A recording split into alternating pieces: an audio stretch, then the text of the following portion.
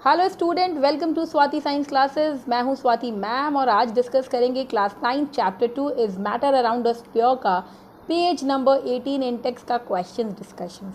Page number 15 मैंने already discussion कर लिया है आप लोगों से। जो लोग नहीं देखे हैं वो जाके पेज नंबर 15 चेक करें, लास्ट वीडियो अपलोड हुआ था।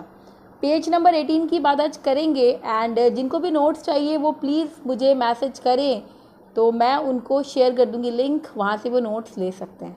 Right, so page number 18 Intex question की बात करेंगे एंड चैप्टर 1 मैटर का आपका ऑलरेडी पब्लिश हो चुका है चैनल पे, तो जो लोग नहीं देखे हैं वो देख सकते हैं एंड उसका भी नोट्स अवेलेबल है।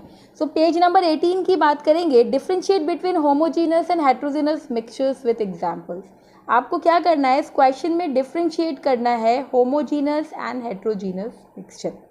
अब देखो यहाँ पे क्वेश्चन है डिफरेंशिएट, व्हाट नहीं है, what is homogeneous and heterogeneous, इसका आंसर डिफरेंट होगा। लेकिन अगर आपसे क्वेश्चन डिफरेंशिएट में पूछा जा रहा है, इट मीन्स दैट आपको एक बीच में लाइन खींचनी है, एक साइड होमोजीनियस एक साइड हेट्रोजीनियस लिखना है। ये ध्यान रखना, कितना भी पढ़ लोगे अगर आंसर अच्छे से नहीं लिखोगे एग्जाम में तो मार्क्स स्कोर नहीं करोगे। ठीक है, तो होमोजीनस एक साइड मैंने लाइन के इधर लिखा है, हेट्रोजीनस राइट साइड में लिखा, बीच में लाइन खींचा। इस तरीके से आपको भी एग्जाम्स में लिखना है। होमोजीनस क्या होता है, they have uniform composition throughout the mixture. Homogeneous का मतलब सेम, ऑलरेडी मैंने क्वेश्चन नंबर 2 भी डिस्कस किया इसके ऊपर, लेकिन मैं फिर से दोबारा आपको समझा रही हूँ। क्वेश्चन नंबर 3 भी सेम है, बस पैटर्न डिफरेंट है, वहाँ व्हाट था यहाँ डिफरेंशिएट है। तो यूनिफॉर्म कॉम्पोजिशन होगा, मतलब कोको कोला का एग्जाम्पल दिया था मैंने, उसमें ये बताया था कि कोको कोला अगर आप पीते हो, फर्स्ट सिप पियो या लास्ट सिप पियो या सेकंड सिप पियो, जो भी सिप आप पी रहे हो आपको सेम फ्लेवर देगा, कुछ अलग नहीं देगा। It means that Coca Cola is a uniform composition throughout the mixture, so that's why it's come under the category of homogeneous mixture. Heterogeneous, they don't have uniform composition throughout the mixture. Uniform composition नहीं होता है because अगर आप mixture की बात करेंगे तो mixture में काजू किशमिश खाया है ना आप लोगों ने, सब मिक्स वाले जो ऑल इन वन मिक्सचर मिलते हैं उनको अगर आप खाओगे तो किशमिश जाता है तो मीठा लगता है, दाल जाता है तो नमकीन लगता है ना, कुछ खट्टी चीज़ें उसमें लेमन फ्लेवर डालते हैं वो खाओगे तो खट्टा लगता है। इट मीन्स दैट कि उसमें जितनी सारी चीज़ें मिक्स की they are not have a uniform composition, so that's why it's come under the category of heterogeneous mixture. Second point, their component cannot be separated by filtration, but separation takes place by distillation methods only. अब देखो ये homogeneous mixture को आप क्या कर सकते हो, filtration method से सेपरेट नहीं कर सकते हो, इसको डिस्टिलेशन मेथड से ही आपको सेपरेट करना होगा बिकॉज वो यूनिफॉर्म कॉम्पोजिशन में होता है, इसलिए फिल्ट्रेशन मुश्किल है। लेकिन हेट्रो में क्या होता है, आप कर सकते हो। जैसे होमोजीनस का एग्जाम्पल, शरबत ले लो अपने घर का, चीनी पानी नींबू मिला दिया शरबत बना दिया, क्या है ये, होमोजीनस मिक्सचर है। सॉल्ट एंड वाटर का मिक्सचर, शुगर एंड वाटर का मिक्सचर, यहाँ पे 2 एग्जाम्पल्स हैं। तो आपको इस तरीके से आंसर लिखना है, मिनिमम 3 पॉइंट्स आप मेंशन करोगे एग्जाम्पल्स के साथ, राइट। एंड हेट्रोजीनस में आपको यहाँ पे दे दिया, आप सैंड एंड सॉल्ट को मिला लो, है ना, दोनों अलग अलग है, राइट, तो ये मिक्स नहीं होंगे, आपको दिखेगा, that come under the category of heterogeneous mixture. Next question की तरफ मूव ऑन करते हैं। Question number 4 mean 2 question page number 15 में था एंड पेज नंबर 18 का 2 क्वेश्चंस, राइट।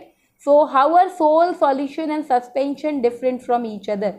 सोल सॉल्यूशन और सस्पेंशन कैसे डिफरेंट है एक दूसरे से, ये आपको बताना है। सबसे पहले आप ये समझिए कि सोल क्या होता है, सॉल्यूशन क्या होता है, सस्पेंशन क्या होता है। अगर आपने चैप्टर पढ़ा है तो आपको बताया गया होगा, नहीं तो मैं यहाँ पे क्वेश्चन के साथ आपको एक्सप्लेन कर दूँ।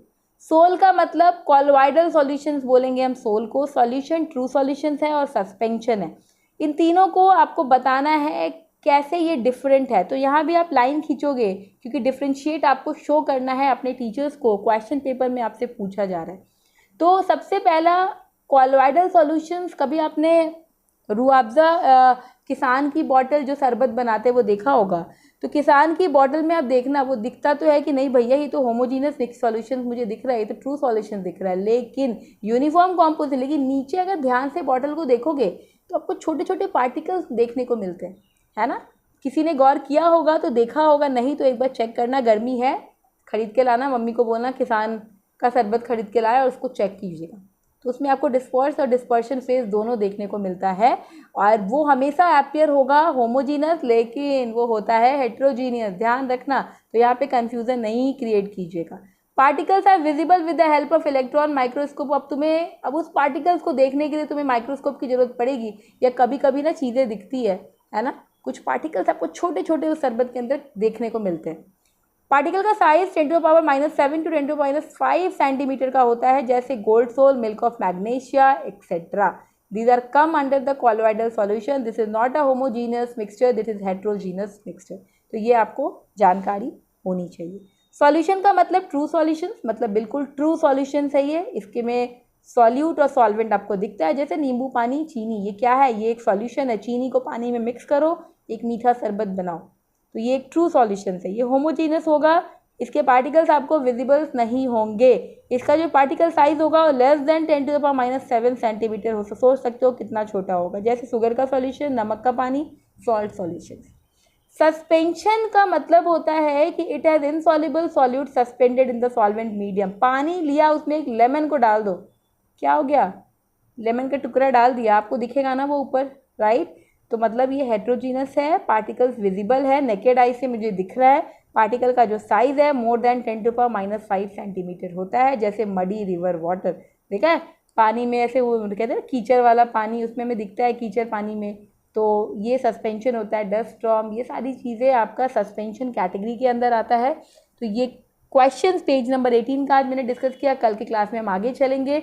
तो अभी हम केमिस्ट्री का चैप्टर वाइज हम सारा करने वाले हैं। चैप्टर 1 ऑलरेडी मैंने सारा आपको क्वेश्चंस एक एक करके एक्सरसाइज इंटेक्स बताया है, and is matter around us pure को अभी हम कर रहे हैं। सारे चैप्टर्स आपके एक एक करके ख़त्म करूंगी मैं, एंड देन आपको सारे के नोट्स प्रोवाइड होंगे। इवन क्लास 10th के भी जो बच्चे अगर आए होंगे इस चैनल पे देख रहे होंगे, तो उनका भी बेटा ऐसे ही चलता है केमिस्ट्री का सारा। तो आई होप ये क्लियर होगा आपको आज का लेक्चर। अगर कोई भी प्रॉब्लम, कोई भी डाउट है तो कमेंट बॉक्स में मैसेज कीजिए, उसका रिवर्ट मैं आपको दूंगी। Thank you so much for watching my channel. Stay connected.